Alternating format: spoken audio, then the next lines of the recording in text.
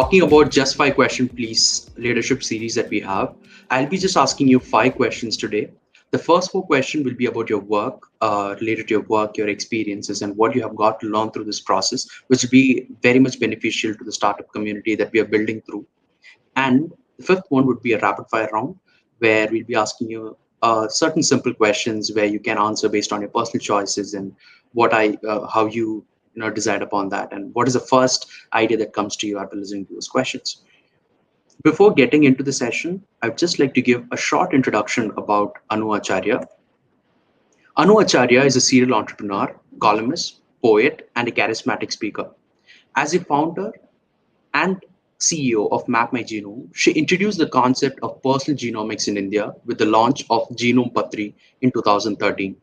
She co-founded and pioneered her first venture of OCM Biosolutions from 2000 to 2013 through innovative bioinformatics and LMIS solutions.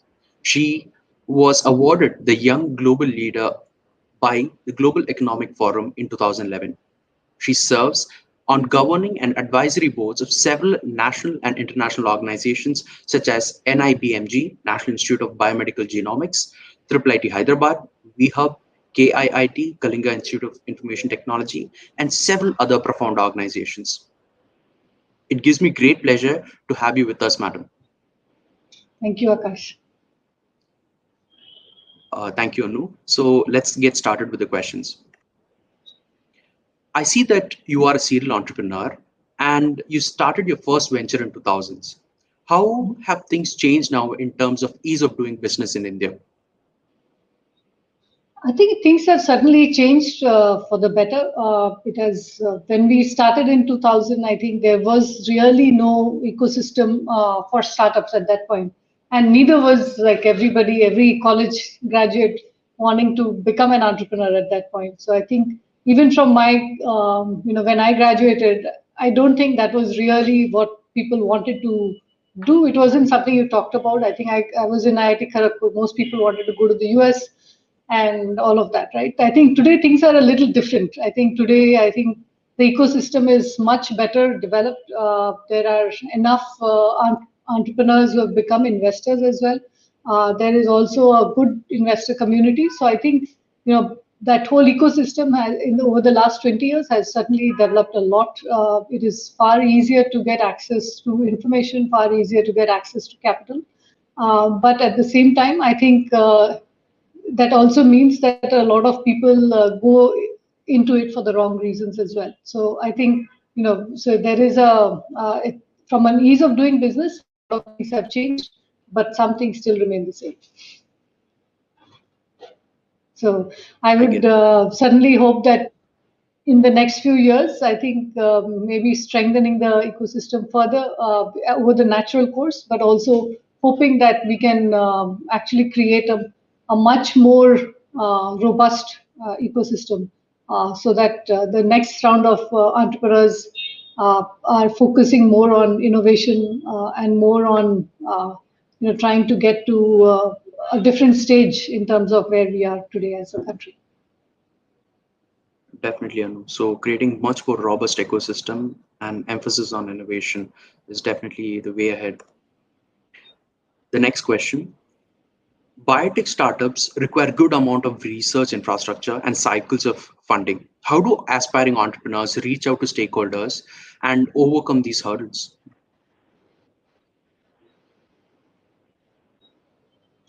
So biotech, I think by definition is one. It's a new area in many cases, especially for the ecosystem in India. So and in most cases, I think there is a long gestation period. So if you're looking at things like drug discovery or helping in certain coming up with an innovative idea or something, most of these take time because of the process and rightly so. So I think one is that it has always been tough for life sciences companies other than services companies. So I think for services, it becomes a little bit easier. But for product companies or companies that are trying to come up with a brand new idea, I think it's always been a tougher ecosystem in India because we don't have the large pharmaceutical companies that are doing research in India that much. We don't have a lot of the venture capital that is required. But at the same time, I would say in the last 20 years, one of the things we saw is that there have been the emergence of institutions like BIRAC, for instance, that give you the right amount of seed money, but there are also they are hand holding you to the next steps as well. So I think that has been a big change over the last few years, but I'm hoping that that can become better. And I think it should it's a great thing for the government to step in to be able to do that initial push, but I think we'll have to make the ecosystem far stronger to make sure that the remaining steps are also well taken care of as well. So that would be one thing. The second thing I think is that I think it was during the pandemic that a lot of life sciences startups, people started to value uh, the fact that there are a large number of life sciences startups, and many of them stepped up. Some stepped up Yep. for coming up with services. Some stepped up for other things. So I think we realize that there is a need as a country. I think everyone realized the need, but I think that it should extend beyond the pandemic. And I think if we can build a very strong ecosystem in that space, I think it'll only be helpful for all of us. So I think, for instance, I think it is okay to get some product that you want from outside, maybe like a physical clothing or something else. But it is very hard to be able to get an immediate this thing when when certain things are closed, and then you want to be able to Right. look at your own country to be able to give you those, right? So I think that's why it's extremely important to strengthen the life sciences ecosystem in India as well as the healthcare ecosystem, because the healthcare is certainly the place where if people are sick, they go there. But I think if we can focus on prevention, focus on creating the innovative products out of our country, then I think we have a much stronger, we will be able to do this in a much better way than otherwise. So, Sure, I get that. What are your predictions in the field of biotech, and what new innovations can we expect in the upcoming years? So I think if I take biotech and I take life sciences in general, for instance, I think one thing for sure that has happened is that I think the value of using technology has tremendously changed, right? So there is going to be an increase in terms of the usage of technology, both in terms of healthcare professionals as well as consumers, and I think that's going to drive a lot of change in this space. By I think so far majority of doctors were not very interested in working with technology because of the sheer number of patients that they were looking at. But I think this has changed a lot of the behavior, both in terms of consumers and patients. So one is that we will see that. But I think with that, we will start seeing that there are other things, for instance, the rise of genomic data that is there, which is, for instance, what we are doing. We found that there has been a change in terms of how both doctors perceive this information as well as consumers perceive this information, because now it is easier to be able to actually digest this kind of information, because you can then combine it with other data sets, that data that you're normally getting from patients and otherwise. So one is that because of the change in technologies, we'll see that things like genomic testing and others will see a much more increased usage across the country. The second thing is that we also, I think, one of the changes that we'll see in the near future will be a continuous change in terms of how you look at monitoring your health, right? So I think we've started to see a little bit of that has started to come in, whether it's in your watch or otherwise. But I think there will be more interesting, not just wearables, but maybe something that you can insert within your body and you don't have to worry about it too much. So what they call, I think, insidables, or I don't remember the term people have used. The other, I think, pain point that a lot of people have is that of, complying with medicine. And so I think, there will be ways that we will start seeing there'll be some innovations that will come in that space as well. The other areas that I feel that we'll start seeing a lot more changes that will come in will be in the terms of sensors and other things that we will start seeing, both in terms of the house, but connecting it with data that we are looking at, whether it's in health, your records and otherwise. So I think So far, we've seen somewhat limited usage of the electronic health records. But I think if it can create value for consumers, but simultaneously also for the doctors, that's when we will see its usage. And I think that will happen when the integration is uh, can provide value to both, right? And I think that also requires that there is some way of being able to get that those data points integrated into something that's easy to use. So when it becomes something that is available to the consumer on a regular basis without having to carry large amounts of files, but be more interesting trends from that point, I think people will be more interested in seeing that sort of a data. Um, and then, of course, I think when we are looking at what the US FDA is doing in terms of medicine, we've started seeing a lot more on the pharmacogenomics front. We've seen that that a lot of the drugs that are being approved have a biomarker that is molecular biomarker or a genotype that is associated with it. So it will tell you whether this drug is likely to be good for you or efficacious for you or toxic for you and so on.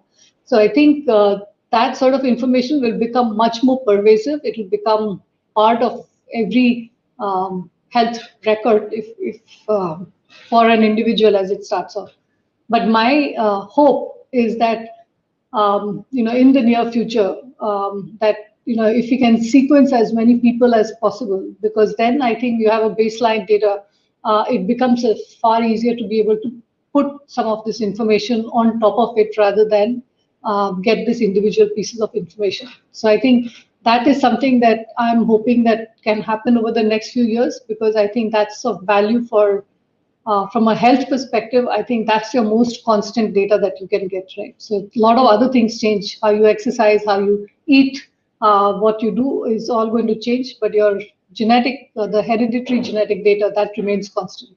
So I think that should be a baseline piece for pretty much everyone. And then that is not a diagnostic means of, but more as something that will allow you to build things on top of that. And I think that's where we'll start seeing that a lot of things will become a lot more personalized, and we'll start seeing that more and more healthcare will move towards predictive and preventive sort of healthcare. So that's my, in short, I think I can talk forever about it, but that those are a few points that I can think about. Sure, Anu. So you were also emphasizing so much on data and how we can drive some valuable information out of this data. And given we are going to have gadgets inserted into the body and possibly that's going to monitor matrices, I think we need more comprehensive data and that drive decision. Absolutely. Hiring could be a problem in biotech startups as there is a lack of qualified biotech talent. How do you address this concern?